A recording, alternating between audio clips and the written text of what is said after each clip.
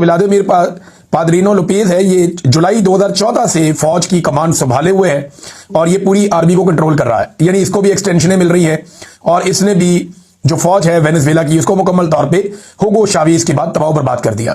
फौज वहां पे क्या क्या कारोबार कर रही है, जो वेनेजुएला की फौज है वो होटल्स चला रही है, वो अपने टीवी चैनल चला रही है, वो अपने बैंक्स चला रही है, वो खुराक का काम भी कर रही है, यानी खुराक जो प्रोवाइड करते हैं लोगों को, जैसे दूध है, मक्खन है, चीजें हैं, उनमें भी काम कर रही है। फौज अद्वियात का काम भी कर रही है।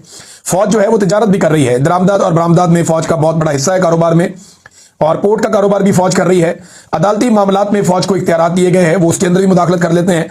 बिजली की कंपनियां भी वेनेजुएला की फौज चला रही है, उनके पास जो है वो बिजली का कारोबार भी है फौज के पास। रियल स्टेट का कारोबार फौज का बहुत जबरदस्त चमकता है, खासतौर पे जो साहिली इलाके हैं वहां पे बड़े बड़े प्लाटों पे, बड़ी बड़ी बिल्डिंगों पे, बड़े बड़े फ्लैट्स का जो कारोबार है वो फौजी करते हैं और दुनिया के कई ममालिक के लोगों को वो वहां पे प्रॉपर्टीज बेचते हैं। इसके अलावा जो है वो इमिग्रेशन बिजनेस में भी फौज के लोग जो है वो इन्वॉल्व है। मादनियात का धंधा ये फौज बहुत बड़े पैमाने पर करती है, खासतौर पर जो हीरे निकलते हैं, अब हीरे भी बहुत बड़े पैमाने पे निकलते हैं। मैं आपको बताता हूं आपको क्या क्या निकलता है वेनेजुएला से, आप हैरान हो जाएंगे।